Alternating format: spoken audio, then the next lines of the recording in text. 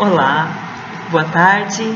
Eu sou a professora Suzana Luz e venho aqui comentar com vocês o simulado número 4 da turma avançada, que diz respeito à saúde e segurança do trabalhador. Sei que esse tema não tem a ver com estudante, né, com Enem, etc. Mas eu tenho uma péssima recordação da época em que eu trabalhei o tema da imigração de haitianos que chegavam ao Brasil na minha turma de redação para concurso, e depois, surpreendentemente, isso caiu como tema do Enem, né? Então, eu desisto de querer entender o que é adequado e inadequado para os alunos. Me lembro também da lei seca, né, aplicada para alunos do ensino médio. Lei seca para quem dirige e bebe, sendo que o jovem que está saindo do terceiro ano não tem idade nem para uma coisa nem para outra, né? Então, também achei um tema assim bem alheio, né, à realidade dos jovens que vão fazer o Enem, que vão fazer o vestibular. Então, como esse tema apareceu tanto na minha frente, achei pertinente também para uma sala em que a maioria vai fazer vestibular para medicina, vai fazer o Enem para medicina, então eu quis tratar um pouco da questão da saúde voltada ao trabalho, ao trabalhador. E vou passar a analisar com vocês, então, os textos de apoio que eu coloquei para os meninos, tá? Então, o primeiro texto de apoio, ele fala sobre a saúde e segurança, e ele faz uma contraposição entre aquelas doenças que a gente contrai, uma gripe, por exemplo, uma doença que é alheia, né, ao contexto do trabalho, com aquelas que a pessoa contrai exatamente por conviver num ambiente insalubre, seja por condições psicológicas ou insalubre também por questões físicas mesmo, certo? O texto 2, ele é dividido em 3 tópicos e ele falava sobre como identificar as doenças decorrentes do mundo do trabalho, né, como se defender e principalmente como denunciar, quais seriam os órgãos públicos competentes para o trabalhador denunciar as situações de insalubridade, principalmente voltadas ao assédio. Então é interessante porque ele fala assim, né, aquela chefia que só te dá trabalhos quase impossíveis de realizar em prazos exíguos, né? A pessoa deixa de conversar com você ou se dirige a você apenas para ser ríspido, né? Então, tudo isso é considerado como assédio. Aí o aluno tinha aqui uma listinha, né, dessas situações. Depois nós tínhamos uma frase muito interessante, falando sobre a felicidade consiste no quê? Em você estar envolvido num trabalho que lhe dê paz e saúde, né? Depois nós tínhamos ali uma charge mostrando os médicos que reclamam muito que trabalham em situações perigosas, né? Muitas vezes tem que tratar de presos, muitas vezes não tem equipamentos suficientes. Chega aquele parente de um paciente mais exaltado e a gente já viu médicos sendo agredidos, né, sendo que muitas vezes não são eles de forma alguma culpados pela situação em questão. E depois vem os principais motivos de estresse no local de trabalho. Um texto também dizendo quais são o que é considerado como doença ocupacional, que é exatamente essas doenças decorrentes do ambiente de trabalho, e falando que há modo sim de prevenir. Aí vinha a proposta dizendo para fazer um texto dissertativo, argumentativo, né? E acrescentando o seguinte, então o aluno não tinha que falar apenas sobre saúde e segurança, mas ele tinha que falar sobre saúde e segurança como um mecanismo de harmonia social. Então aqui eu vou abandonar agora o texto de apoio e refletir um pouquinho com vocês a respeito, né? Bom, primeiro, para eu poder formular minha tese, eu tenho que refletir sobre o tema. Então, ninguém é louco, alguém que tenha feito um curso de redação, não vai ser louco de chegar lá e antes de ter pensado direito sobre o tema, já começar a escrever. Porque primeiro você tem que começar a refletir. Por que acontece, daí que você vai tirar a sua tese, isso que vai constituir o seu parágrafo de introdução. Você tem que pensar quais recursos argumentativos que você vai usar e quais são as soluções para resolver o problema que você vai apresentar. Essa é a estrutura do Enem, né? Vamos começar de trás para frente pensando o seguinte, olha, se há uma insalubridade no local de trabalho, se há problemas para se desenvolver a sua atividade, quais seriam as soluções? Então, lá no nosso site também eu vou colocar esse link que eu vou passar a ler agora, né? Então, aqui está sendo falado o seguinte, é um site de medicina ocupacional e ele está colocando aqui algumas opções para quem precisa solucionar o problema. Então, a primeira solução que ele coloca, são 10, já vou avisando, é um vídeo longo, se você estiver com pressa, assiste outra hora. Ele fala assim, utilizar canais de comunicação interna, visando conscientizar e alertar os colaboradores quanto ao risco e as ações de prevenção. Então, muitas vezes, o trabalhador recebe do empregador, né, os materiais para os equipamentos de proteção, né, os EPIs, que se chama, equipamento de proteção individual, e simplesmente não usam. Recebe bota e não usa bota, recebe capacete e não usa capacete, né, recebe protetor auricular, mas não usa. Então, aqui coloca-se assim, esses mecanismos de usar os canais de comunicação interna. Se é um painel, se é uma revista, se é uma TV interna que se tem, né, os comunicados por e-mail. 2, promover palestras e treinamentos específicos. Então, o empregador ou as equipes de segurança do trabalho que existem em algumas grandes empresas, elas têm que chamar os trabalhadores. É igual quando a gente faz uma viagem de navio. Não tem um momento lá específico que se chama toda a tripulação, todos os passageiros, todo mundo que está a bordo, e não se fala direitinho como usar o colete salva-vida, o apito, os barcos, né, salva-vida, como se posicionar. Então, no ambiente de trabalho também tem que ser promovido esse tipo de conscientização. 3, estimular a prática diária de exercícios específicos para evitar lesões corporais. Então, se você trabalha no setor de digitação, tem que ter exercício para alongamento, né? Então, isso vai fazer com que não surjam doenças, como LER, né, decorrentes desse tipo de trabalho.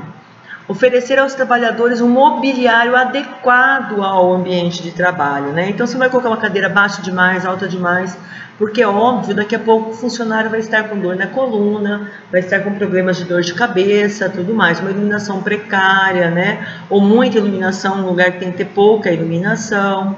Então, esse também é outro mecanismo. 5º mecanismo, manter os trabalhadores sempre informados sobre resultados obtidos em avaliações.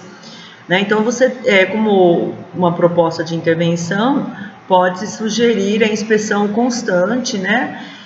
Principalmente de empresas de fora, que possam orientar tanto o empregado quanto o empregador dos erros que eles estão vendo em relação à segurança do trabalhador, né? Número 6, adotar uma programação de descanso, né, durante as ocupações do dia e não delegar tarefas em que os trabalhadores sejam colocados em tempo integral fazendo sempre a mesma coisa, porque isso também faz com que haja uma automatização, e os psicólogos afirmam que essa automatização faz com que a pessoa não se situe dentro do ambiente dela. Então, ela daqui a pouco pode estar fazendo movimentos repetitivos, ela pode não se compreender como uma peça importante de transformação do seu ambiente de trabalho, e isso pode ser prejudicial. Também tem que ter orientação da empresa para que os funcionários procurem apoio médico, né?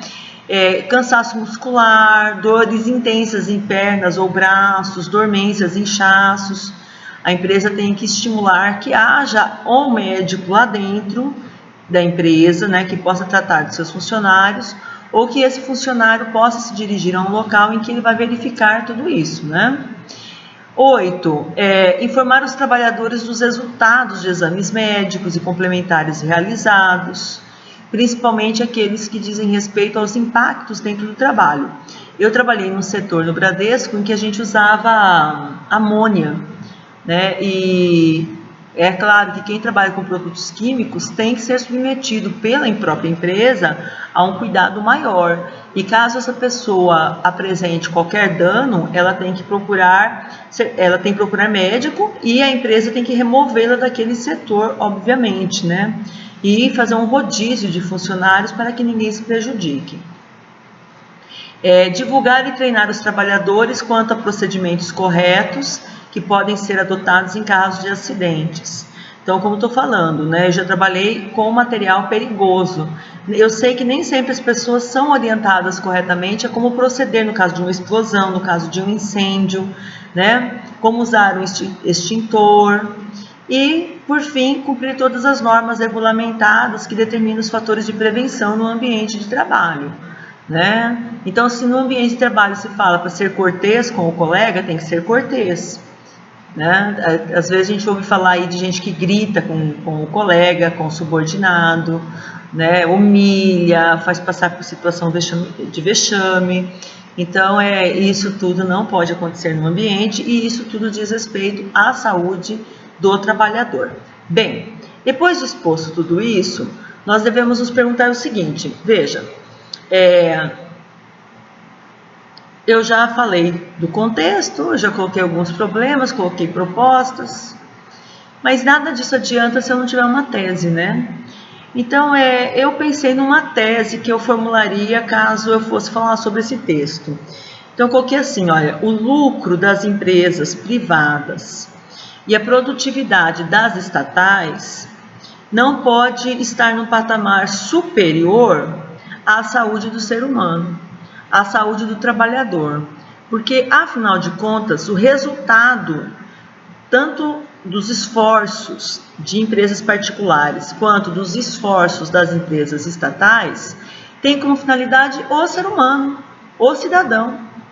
Então, é uma grande incongruência eu querer tirar proveito, lucrar, eu já lucro sobre a mão de obra, né? E eu não poderia, então, lucrar ainda mais sobre a saúde do meu funcionário, a saúde desse trabalhador, né? Em sala de aula a gente vê muitas vezes, hoje em dia nós temos condições melhores, mas eu me lembro que tudo que eu ganhava como professora no começo da minha profissão, eu gastava em fonoaudióloga. Então, nós tínhamos lá 100 alunos numa sala, 10 ventiladores em cima da gente, e a nossa voz tinha que ter uma potência maior do que a de 10 ventiladores. Né?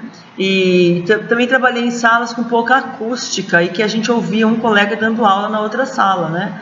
Então tudo isso colocava a nossa saúde vocal, né? Nosso físico em risco. E assim tem tantos trabalhadores, né? Eventualmente nós temos aí casos de pessoas que caem de construções, né? Pessoas que são eletrocutadas, todas elas no seu labor, no seu dia a dia, no seu trabalho. Nós poderíamos, cadê o livro aqui? Eu não sei onde coloquei. Ah, tá aqui. Nós poderíamos estabelecer intertextualidade com o livro que nós lemos, né? Ah, espera que agora eu vou ter que colocar óculos. E nós trabalharemos, eu me lembrei aqui desse texto, O Mundo Novo do Novo Mundo, da Ilka Brunil de Laurito, em que aquela jovem está chegando para morar no Brasil. No Porto de Santos, ela vê homens trabalhando e assim os descreve. Torsos nus, a pele escura dos carregadores dos cais rebrilhava à luz do sol da manhã, enquanto cintilantes gotas de suor escorriam de seus rostos. Então, para lembrar também que o trabalhador do passado, aqui no Brasil, ele era totalmente desassistido, né? E hoje ele tem que trabalhar uniformizado, preferencialmente, tem que usar os seus equipamentos de proteção, tem que ter horários determinados, né? Uma jornada que não fira a sua saúde. Não tem como também nós não pensarmos lá no nosso... no conto que nós lemos também, do Monteiro Lobato, o Jardineiro Timóteo. Para quem está assistindo, esse aqui que é o vídeo, sobre o livro, né, que nós lemos, Nós e os Outros. O Timóteo que trabalhou tanto, se esforçou tanto e no final acabou morrendo, né, padecendo. Deu o auge, foi o auge da sua não saúde, né, como trabalhador. E, enfim, tem muitos outros livros interessantes que nós poderíamos mencionar, né, o próprio Fabiano, lá em Vidas Secas, que trabalhava como um animal. e não tinha nenhuma chance, né, de ter qualquer forma de saúde ali atrelada ao seu trabalho ou atrelada à sua função. E assim quanto os outros, não é verdade? Então eu defenderia essa tese, a tese de que o homem tem que estar acima, a saúde do trabalhador tem que estar acima. E nós, como consumidores, temos que nos certificar. Os produtos que nós compramos vêm de empresas que respeitam o direito do trabalhador. Eu, particularmente, quando desconfio, quando alguma empresa é denunciada de ter usado trabalho escravo, ou seja, que é um trabalho que prescinde totalmente de qualquer forma de preservação de saúde, física, mental, até de cidadania, até de respeito ao direito humano, eu já não consumo mais daquela empresa. Então nós temos que honrar também aquelas empresas que respeitam o trabalhador e oferecem a eles as condições salubres de trabalho. Essa não é uma tese única, existirão tantas, Eu espero que numa sala de 30 haja 30 teses diferentes, porque nós somos originais, somos únicos. E desde já quero desejar uma boa prova para vocês no Enem e vamos torcer para que o tema do Enem seja um tema também agradável, tanto quanto esse. Um grande abraço para vocês e até mais.